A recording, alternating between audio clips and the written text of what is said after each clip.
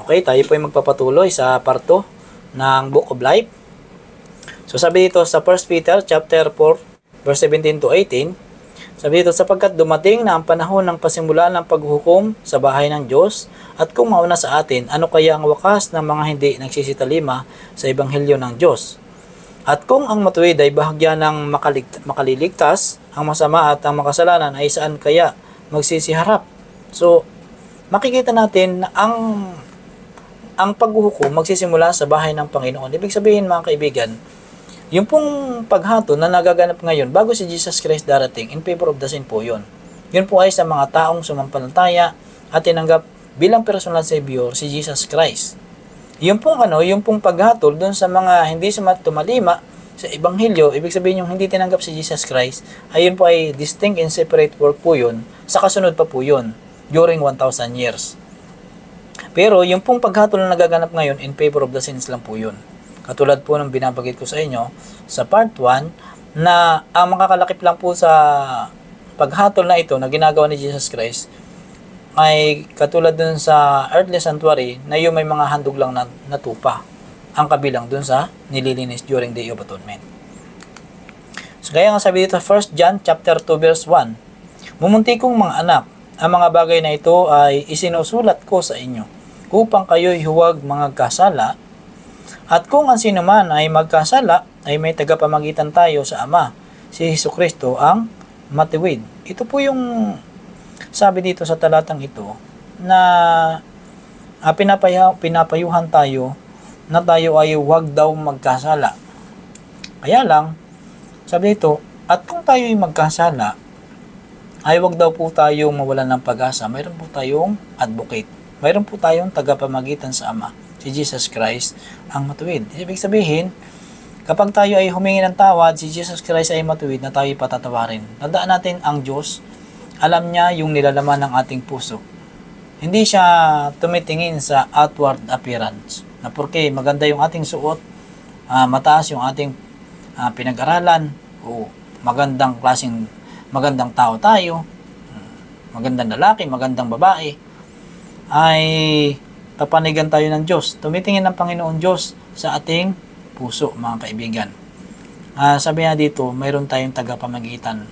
So, sa isang taong nakunbik sa isang kasalanan, hindi po siya makaharap sa korte kapag wala po siyang kapag wala po siyang attorney na tagapagsanggalang sa kanya. At dito po sa langit, mayroon po tayong attorney. Sino po yung attorney? Si Jesus Christ.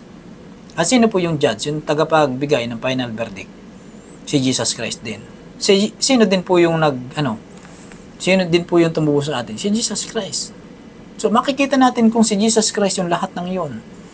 Talagang hindi imposible ang ating kaligtasan, kaibigan.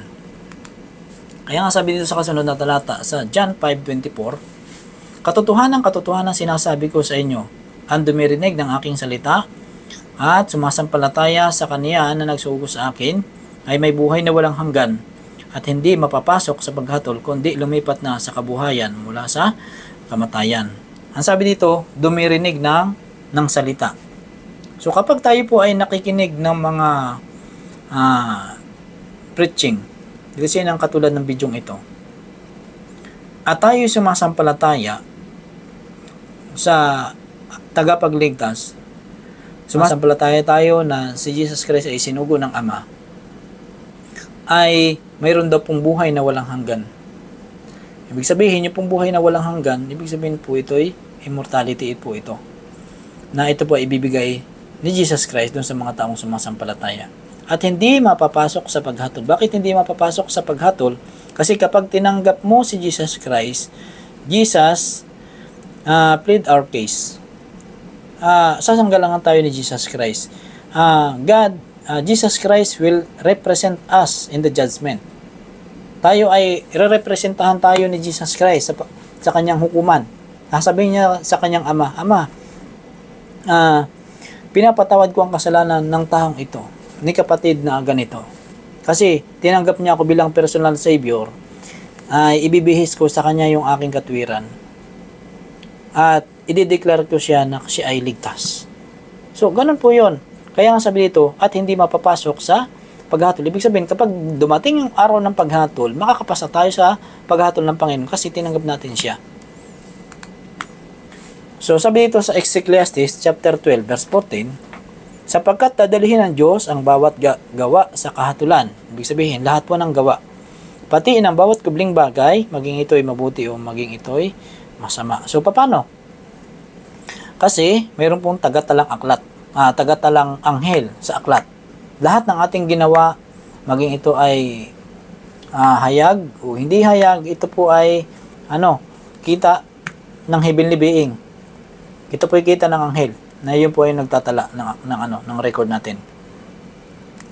Kaya sabi dito sa Revelation chapter 20 verse 12, and I saw the dead, small and great, standing before God, and books were open. So, yung iba na nag-interpret nito, na sabi dito, at nakita ko ang patay, maliliit at malalaki, na nakatayo sa harapan ng Diyos, at ang aklat ay nabuksan.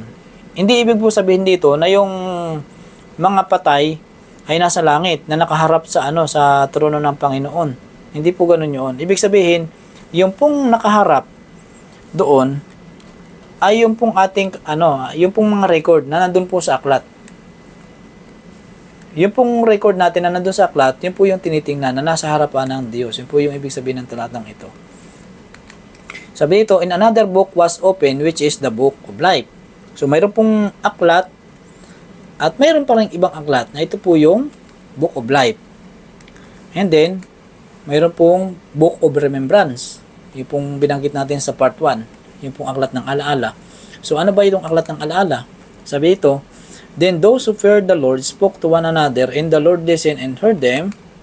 So a book of remembrance was written before him, for those who fear the Lord and who meditate on His name. Ito po yung mababasa natin sa aklat ng Malakias, chapter 3, verse 16. Yung pong mga gawa ng mga taong matuwid ay nandun po nakasulat sa aklat ng alaala. Ito po yung mga natatakot sa Diyos at gumugunita sa pangalan ng Diyos. So kapag hindi po natin ginugunita yung pangalan ng Diyos, hindi tayo natatakot sa Diyos, ay mag-isip-isip po tayo. Sabi pa dito sa kasunod, mayroon din pong aklat ng kamatayan. Ito po yung book of iniquity. Sabi dito sa Isaiah 65 verse 6 and then verse 7, sabi dito, behold, it is written before me. Sabi narito, ito ay nasusulat sa harap ko, your iniquities and the iniquities of your fathers together. Ang inyong kasalanan at ang kasamaan ng inyong mga magulang na magkakasama. So, tayo po ay magbibigay ng ilustrasyon kung paano ba yung ating pangalan ay mapapasulat dun sa tatlong aklat. Dun po sa Book of Life, dun sa Book of Remembrance, saka po dun sa Book of Iniquity. Dito po tayo magsisimula sa Book of Life. Paano mapapasulat yung pangalan natin dyan? Maglalagay po tayo ng pangalan. Let's say, ang unang pangalan ay si yung unang anak, si Cain. Pipili kaya na mapasulat yung pangalan ni Cain sa Book of Life? Si Cain po ay inutusan ng Panginoon na maghandog. Itong dalawang magkapatid, itong si Cain saka si Abel. So kaya nga lang, itong si Cain ay siya po ay naghandog ng mali. Ang sabi ng Panginoon ay hayop ang ihahandog doon, pero ang inihandog niya, kinuha doon sa inarbis niya. Ito po yung kanyang inihandog at ito po ay hindi nakatanggap-tanggap sa Panginoon. Pero hindi ibig sabihin na hindi siya maghahandog doon kung hindi po siya sumampalataya sa Panginoon. So kaya nga po isusulat po natin yung kanyang pangalan doon sa Book of Life. So ganoon din po kay Abel, isusulat po natin yung pangalan ni Abel diyan sa Book of Life. Paano naman si maglagay pa tayo ng ibang pangalan. Paano si yung dalawang magkambal, si Esau saka si Jacob. Pwede bang masulat yung pangalan ni Jacob diyan sa Book of Life? Na itong si Jacob ay kinuha niya yung kanyang yung birthright na para dun sa kanyang kapatid sa pamamagitan ng daya. At along the way, siya po ay nag-asawa ng dalawa, si Rachel saka si Leah. Pero nakikita natin mga kaibigan, na ito pong si Jacob, ay ito po ay nagsisi. Ito po ay nagsisi si Jacob. So, therefore, isulat po natin yung kanyang pangalan dun sa Book of Life. Isulat natin yan dyan. Nagsisi siya eh. Na in fact, napalitan ang kanyang pangalan ng Israel sa kanyang pagsisisi. Sincere pagsisisi. Na nakipagbuno siya dun sa anghel. Na hindi niya binitawan yung anghel unless na mapalitan siya, mabasbasan siya, palitan yung kanyang pangalan. Kasi ang pangalan ni Jacob, ang ibig sabihin po niya ay supplanter, deceiver. Ibig sabihin ay mandaraya at kumukuha ng hindi kanya. Pinalitan niya ng Panginoon ng pangalang Israel. Ibig sabihin ay overcomer ang Israel. Ang Israel ay ibig sabihin ay overcomer. Kaya nga, yung kanyang pangalan nandyan sa Book of Life. Sino pa? Pero si Esau o si Esau ay hindi po natin hindi mapapasulat diyan kasi wala akong nabasa sa Biblia na itong si Esau ay interesado sa spiritual things. Ito pong si Esau, mahilig lang po siya sa mga tangible things, sa mga material na bagay. Hindi po siya mahilig sa spiritual things. Hindi nga siya interesado doon sa birthright eh. Willing siyang ipagpalit sa isang platong pagkain yung kanyang birthright. So therefore hindi po natin isusulat yung kanyang pangalan diyan sa Book of Life. Pero ito pong mga pangalan na binilagay natin dito, ito po isang ilustrasyon lang kasi tayo pong tao, wala po tayong karapatang humatol. Nililinawan lang natin yan. Ito lang po ay isang ilustrasyon para makikita natin kung paano nangyayari yung paghatol, yung pagtatanggal at yung paglalagay ng pangalan. So, kasunod, ito pong si David. So, pwede bang pasulat yung kanyang pangalan dyan sa Book of Life? Ito pong si David ay, ito po ay kinuha niya yung asawa ni Uriah na si Bathsheba at nabuntis niya na dahilan sa itong si Bathsheba ay maganda kahit na asawa ito ng kanyang matapang na soldier na si Uriah, ay ito po ay kinuha niya at nabuntis niya.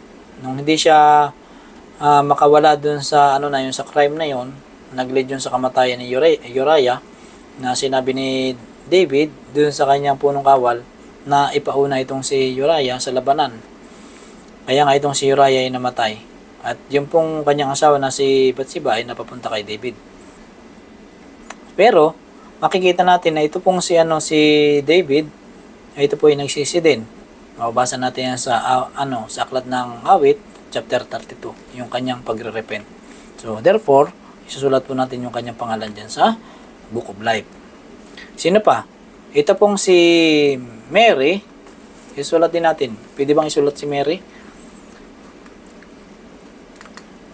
Saka si Pedro, saka si Judas. Pwede kaya? Ito pong si Mary ay na devil possessed ito ng 7 demonyo. At ito po ay nahuli sa akto ng pangangalo niya. Pero nakikita natin ang buhay nito ni Mary na siya po ay nagsisi at sumunod kay Jesus Christ. Therefore, isusulat po natin yung kanyang pangalan dyan. The same with Peter. Ito pong si Peter ay ito po ay mainitin yung ulo. Ito po ay pabugso-bugso. At inanunjid din niya si Jesus Christ. Itinatwa niya ng 3 times. Sabi niya hindi niya kilala. Hindi niya kilala si Jesus Christ kahit na siya po ay isa sa disciple ni Jesus Christ.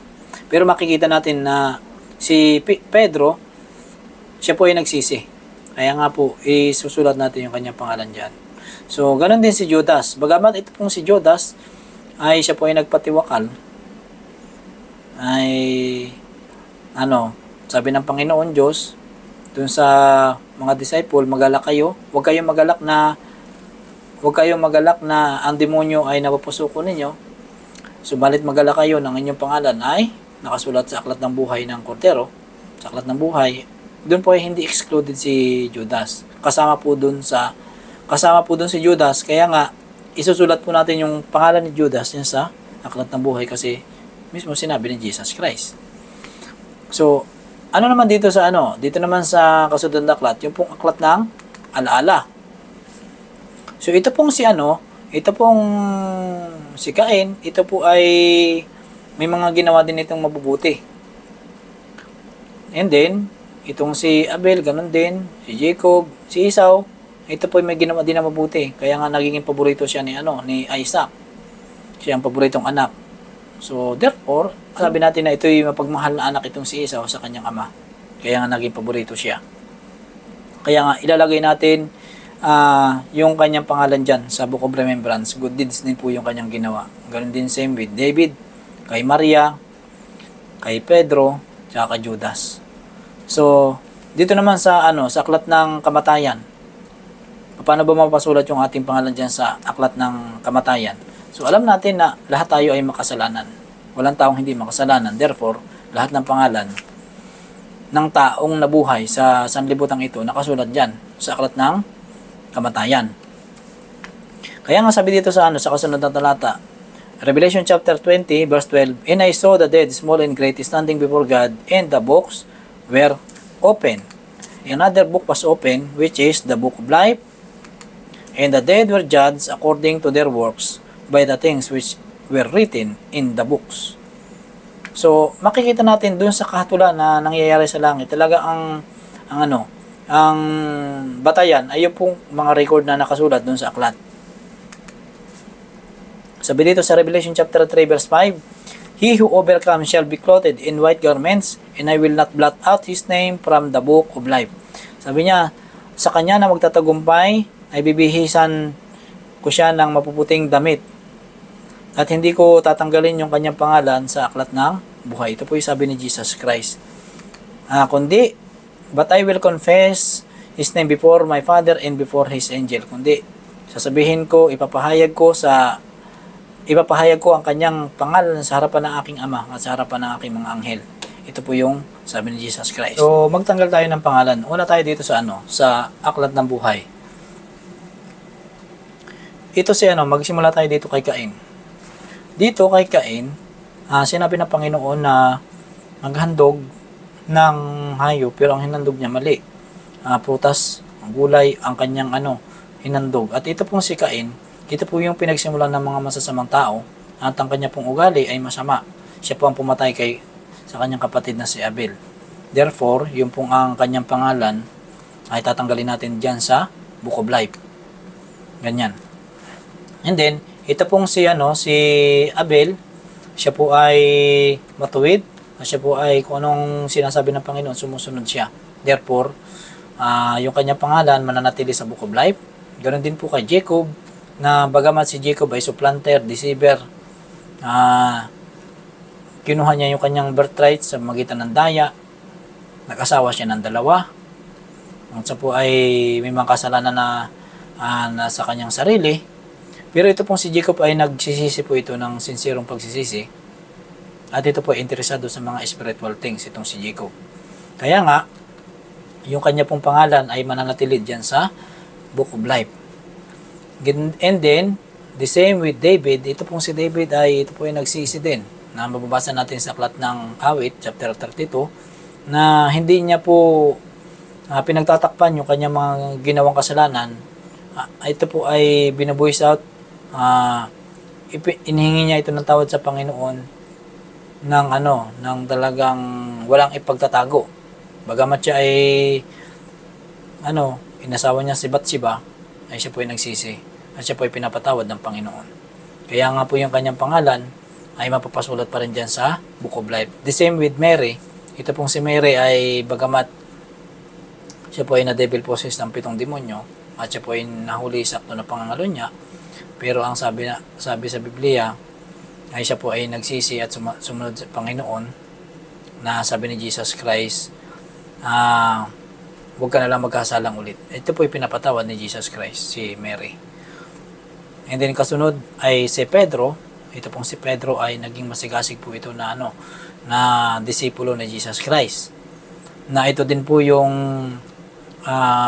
isinend ng Panginoon kay Cornelio sa aklat ng Gawa, chapter 10, para makapakinig si Cornelio ng mga salita ng Panginoon na ginamit niya si Pedro. So therefore, ito pong si Pedro ay mapapasulat ito sa Book of Life. Dito naman kay Judas, si Judas po ay bagamat kasama siya sa 12 disciple, subalit nung binitrade niya si Jesus Christ, siya po ay nagpatiwakal. At yung pong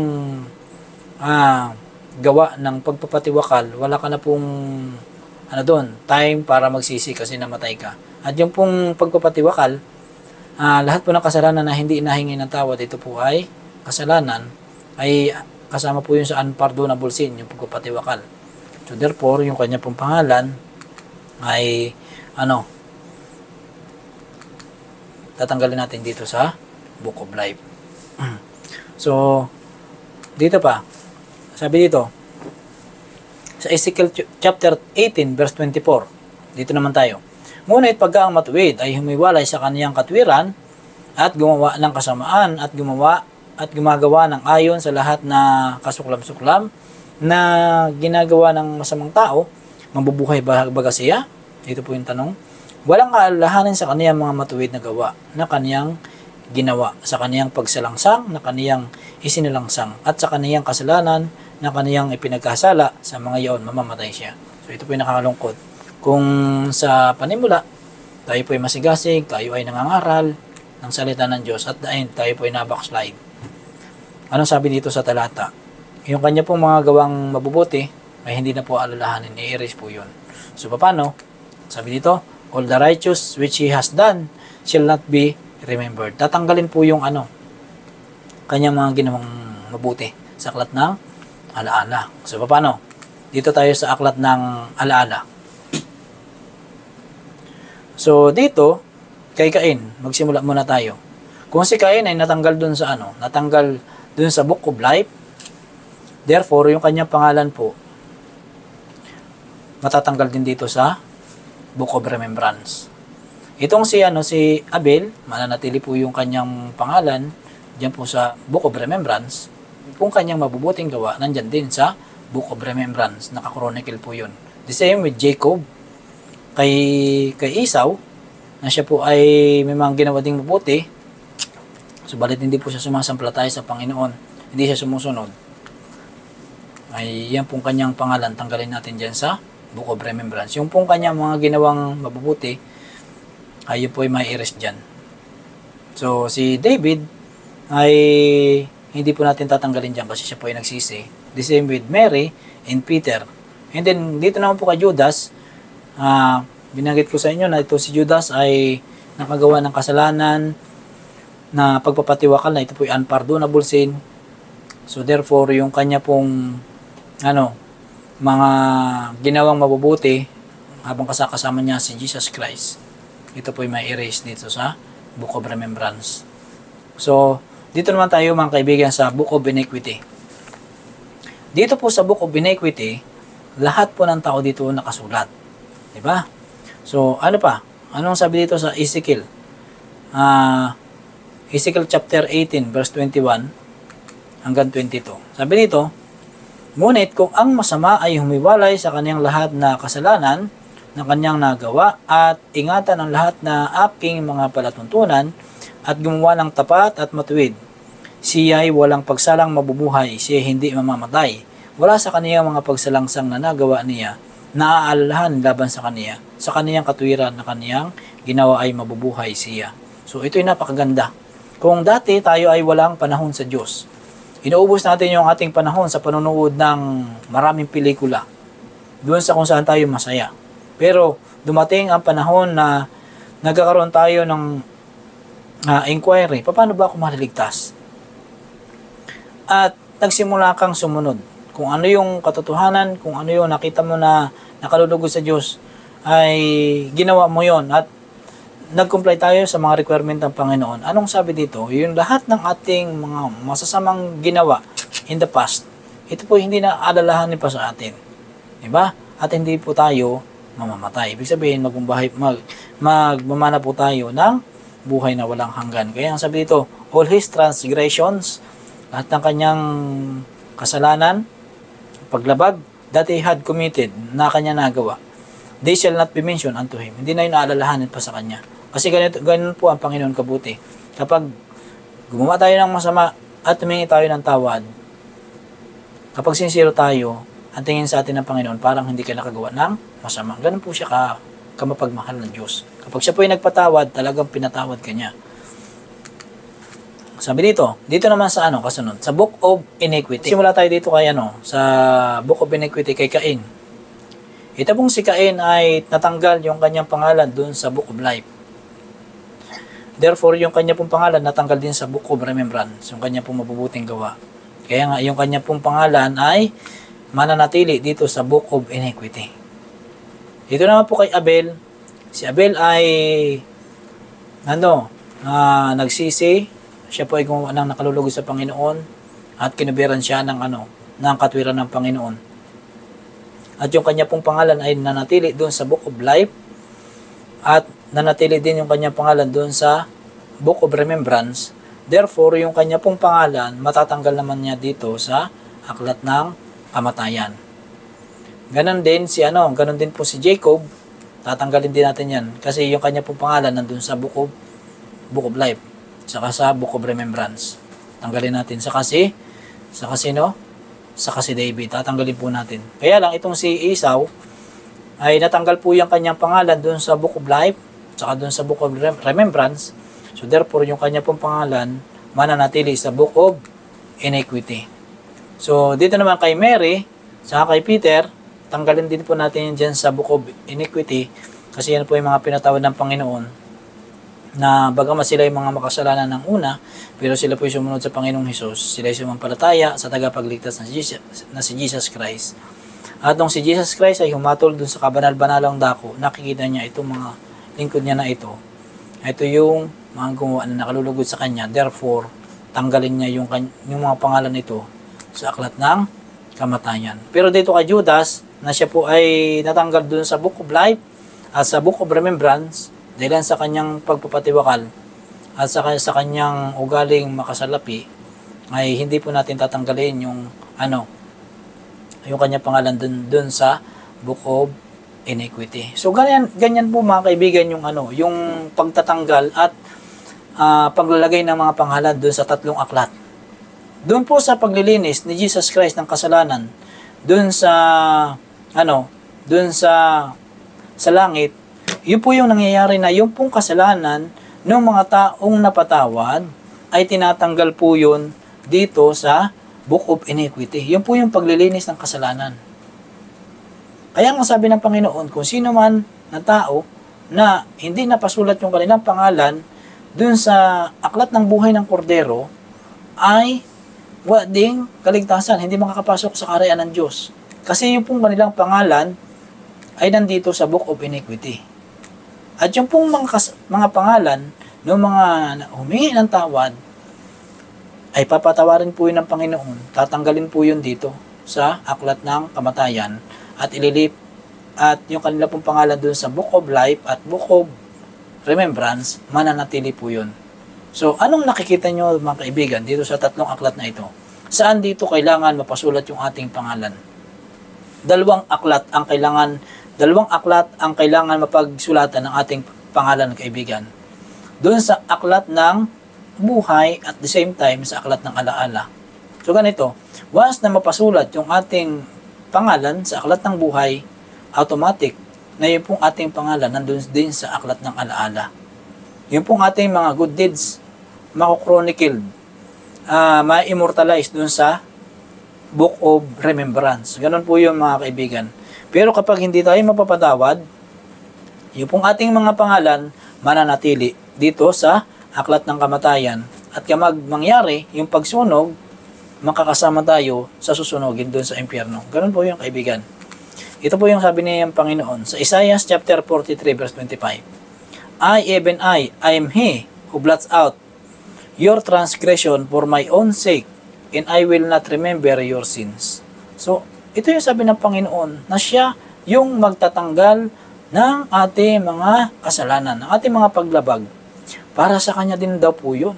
Kasi ninyo mga kaibigan, kung gaano ka mapagmahal ng Panginoon. Bakit para sa Kanya din yun? Kasi gusto niya tayong iligtas. Kinamatayan niya ngayon doon sa Kalbaryo sa Krus. Para magkaroon siya ng pagkakataon na madepensahan tayo sa kamatayan. Magkaroon siya ng pagkakataon na maging tagapamagitan sa atin.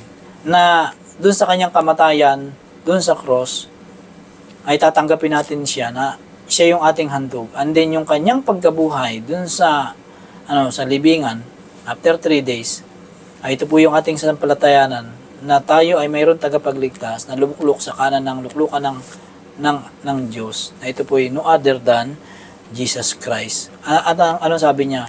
At hindi na niya alalahanin pa yung ating mga kasalanan kahit gaano pa po yan kapula. Sabi dito sa Jeremiah chapter 31 verse 34. At hindi na magtuturo bawat isa sa kanila sa kaniyang kapwa at bawat tao sa kaniyang kapatid na magsasabi, iyong kilalanin ang Panginoon sapagkat makikilala nilang lahat ako mula sa kalitliitan sa kanila hanggang sa kadakidakilaan sa kanila. Sabi ng Panginoon, sapagkat aking ipatatawad ang kanilang kasamaan at ang kanilang kasalanan ay hindi ko na aalalahanin pa. So, anong nakikita niyo dito sa talatang ito? Buhat sa tayo po pala ay maligtas, ay kilala natin ang Diyos. Magmula sa maliit hanggang sa pinakamalaki. Ano nakikita niyo dyan sa talatang iyan, mga kaibigan? Yung pong ating kaligtasan, hindi po maaari na sasabihin natin, ay swerte o tsamba na nandito ako, naligtas ako. Hindi po ganon. Kasi ang mga maliligtas po, kilala po nila yung Diyos. Ibig sabihin, sa kanila pong buhay dito sa lupa, ay nag-spend po sila ng panahon para kilalanin yung kanilang Diyos. Kung sino yung tagapagligtas, at kung ano yung attribute ng Kadiyusan, at kung ano yung pinapagawa sa kanila ng Panginoon. Kilalang kilala nila yon mula sa maliit hanggang sa malaki. Hindi na sasabihin na, sino ba yan? Sino ba si Jesus Christ? Kasi pagdating na sa time na maliligtas tayo, kilala natin si Jesus Christ.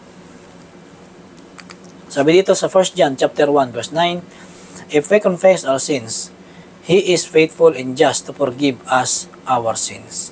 Kapag ipahayag daw po natin yung ating mga kasalanan, siya po'y tapat at banal na patatawarin tayo sa lahat ng ating kasalanan. So, siya po ay tapat. Tapat po siya na Diyos. Nang kapag tayo ay humingi ng tawad, talagang patatawarin niya tayo. And to cleanse us from all unrighteousness. Lilinisin niya tayo sa lahat ng ating karumihan. So, paano? Doon sa ginagawa niya sa most holy place. Na lilinisin tayo, paano? Ibuburahin niya yung ating mga kasalanan doon sa sa book of iniquity. Kapag tayo ay tumangkap sa tagapagligtas, and then yung ating mabubuting gawa, mananatili sa book of remembrance. So, sino ba yung faithful dito na binabanggit? Sinabi ko na sa inyo dito, na yung faithful dito ay si Jesus Christ. So, dito din sa aklat ng Revelation, chapter 3, verse 14, mayroon po ditong mensahe sa iglesia ng Laodicea. Nandito po ay nagsasalita yung pong tapat, yung pong faithful. Na ito po ay yung pong amen. Ibig sabihin, ito po ay no other than Jesus Christ din. Kapag ating pong pag-aaralan ng malinaw ito. Sabi dito, and unto the angel of the church of the Laodiceans, write, this thing said the amen. Ito daw po yung sinasabi ng amen. The faithful and true witness, the beginning of the creation of God. So, ano bang ibig sabihin nito? Sinasabi daw po yun ng amen. Ito pong aklat ng Revelation, ito po ay personal letter ng Panginoon sa kanyang iglesia. Pero pag-aralan natin ng malalim, si Jesus Christ ang nagsasalita dito, siya din po yung Alpha and Omega. Bakit binabanggit din dito na siya yung Amen?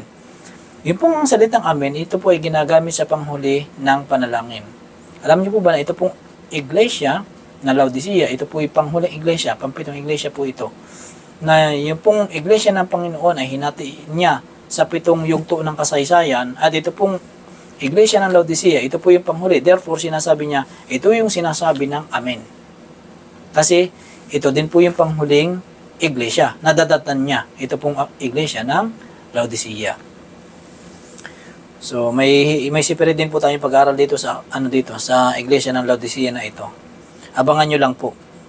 Sabi dito, kapag mangyari na si Jesus Christ ay lumabas dun sa most holy place, ito na po yung mangyayari na si Miguel ay tatayo. Ito po mangyayari yung probation clauses for mankind. Ito po yung pagsasara ng pintuan ng awa. Ibig sabihin, Hanggat yung pong pintuan ay bukas, mayroon pa po tayong time para magsisi. Pero kapag ito pong pintuan na to ay nagsara, ay wala na po tayong chance na magsisi. So, may mga tao kasi na nagsasabi, kapag nakikita ko na dumadating ang Panginoon nandiyan sa alapap, saka na ako magsisisi. So, kaibigan, hindi ganun yun. Kasi, bago si Jesus Christ darating, bago a-appear sa himpapawid na siya'y dumadating, nangyari na yung pagsasara ng pintuan. In fact, pag siya'y tumayo doon, bago siya bumaba, papatak yung 7 salot na nakasulat doon sa aklat ng Revelation 16. And then, dyan pa siya bababa pag matapos yung 7 salot. Kaya nga, hindi mangyayari, hindi pwedeng sabihin natin na pag dumadating na, saka na lang tayo magsisisi. Hindi pa siya dumadating, closest na for all mankind. So, ito, hindi natin alam kung kailan dito magsasara. Pero mayroon po tayong hint dito. Kapag pumatak yung 7 salot, alam natin na sarado na yung pintuan ng awa. So, ano ba yung mga salot na yan? Yun po yung sugat na walang kagalingan, magbuhat sa ulo hanggang sa talampakan, and then yung pong araw ay iinit ng 7 times, na siya po ay makakasunog sa tao, and then yung pong dagat ay magiging kulay dugo, and then yung ilog, and then magdidilim po dun sa sa trono ng hayop, doon po sa trono ng hayop doon sa Revelation 17. Yun po yun. Magdidilim po doon. And then, magkakaroon po ng lindol na hindi pa nangyari sa buong sanlibutan. Ito po yung sobrang lakas. Na yung pong isla ay mawawala sa kanyang existence. Mawawala yun sa kanyang pisto. And then yung bundok, mawawala din. Ganon kalakas yung lindol, kaibigan. Kaya kapag wala tayo sa Panginoon, ay mahirap yung ganun. Mahirap makaligtas doon. Kaya nga, sabi doon, mayroong kabagabagan na mangyayari na hindi pa nangyari buhat ng langit ang sanlibutan. Ito po yun, yung 7 salot na yun. Pero, yung pong nasa Panginoon, nasa panig ng Panginoon, ay sila po ay maliligtas. Kaya nga sabi dito sa Revelation chapter 22, verse 11 hanggang 12, ang liko ay magpakaliko pa, at ang marumi ay magpakarumi pa, at ang matuwid ay magpakatuwid pa, at ang banal ay magpakabanal pa. So bakit dito sinabi na yung liko magpapakaliko pa, at yung marumi magpakarumi pa, at yung matuwid magpakamatuwid pa? Kasi silyado na din sila. Yung pong mga liko, hindi po sila manligtas, lalo pa sila magpapakaliko. Silyado na silang hindi ligtas, and then yung pong mga matuwid, silyado na din silang ligtas. Ito po yung sa close of probation. So, yung pong pag magsara, yung pintuan ng awa, kaibigan, ganito, ay wala na po tayo diyang chance para magsisi. So, ibig sabihin, habang bukas yung pintuan ng awa, may mga nagsasabi kasi na ako ay gumawa ng masama, na nababackslide, at natitisod, at ang nanlumo, nanghihina, at ayaw na maglingkod sa Panginoon. Kaibigan, ito yung mensahe ko para sa iyo. Hanggat hindi po sarado yung pintuan ng awa, mayroon pa po tayong chance na makabalik. Pero, mayroon din pong disadvantage kapag yung pong pintuan ay nakabukas. Kasi yung pong mga nasa loob, pwede pa din pong makalabas. Di po ba? Kaya nga, sabi doon, ang magtiis hanggang sa wakas ay siyang maliligtas.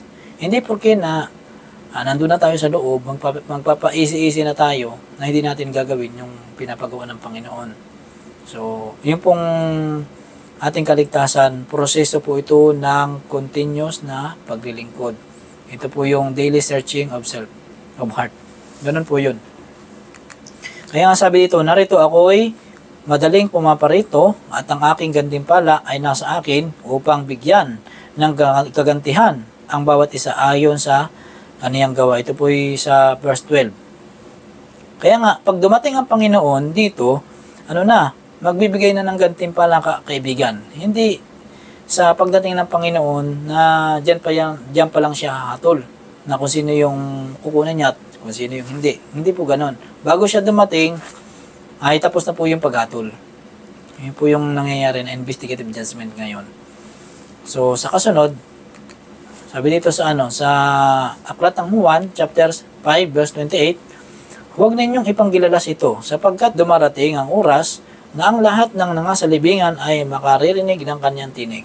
So, ito na po yung pagdating ng Panginoon sa second coming, na bagamat sila ay natulog sa libingan, sa pagdating ng Panginoon, sila po ay mabubuhay at dadalhin ng Panginoon na sa langit. Sila po isasalubong sa lapaap. Ang magagather sa kanila, mga angel lang po, dun sa mga taong maliligtas. Kaya nga, sabi dito sa 29, and comfort those who have done good to the resurrection of life. At sila ay mabubuhay, sila ay babangon dun sa mga gumawa ng mabuti ay sa pagkabuhay na maguli sa buhay. Sabi dito, at magsisilabas ang mga nagsigawa ng mabuti ay sa pagkabuhay na maguli sa buhay, at ang mga nagsigawa ng masama ay sa pagkabuhay na maguli sa paghatol. So, pansinin natin dito, sa pagdating ng Panginoon, walang 3 groups. 2 grupo lang po, kaibigan. Is either sasalubong tayo, is either hindi tayo sasalubong. Hindi po ba? Hindi po sasabihin, dito yung relihiyon na ganito, dito kayo. Yung mga relihiyon na ganito, dito kayo. Hindi po ganon. 2 grupo lang. Is either sasalubong ka, o is either hindi ka sasalubong. Kaya nga, mag-iisip-isip tayo, kaibigan. Hindi po lahat ng relihiyon ay sa Diyos. Kung paano natin sinusunod yung katotohanan, dito po tumitingin ng Panginoon, hindi po sa pangalan ng relihiyon. Hindi po ba? Pero hanapin natin yung relihiyon na nagtuturo sa tama. Kasi kapag nandun po tayo sa relihiyon na taliwas, hindi yan po maghahatid sa atin sa kaligtasan kasi mali po yung turo. So mayroon pong denomination ng Panginoon na tama na ating sasaliksikin sa Biblia kung sino yan, mga yan.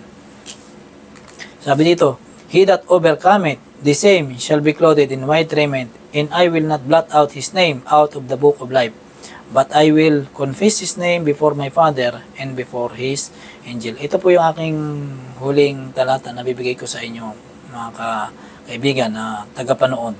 Sabi niya, sa kanya na magtatagumpay ay bibihisan siya ng mapuputing damit.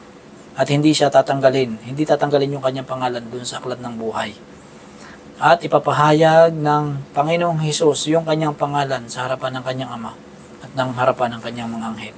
So dito sa ating pinag-aralan ngayon, I hope na nagiging malinaw sa atin, kapatid, kaibigan, kung paano yung pagsulat ng pangalan at pagtatanggal ng pangalan sa Book of Life.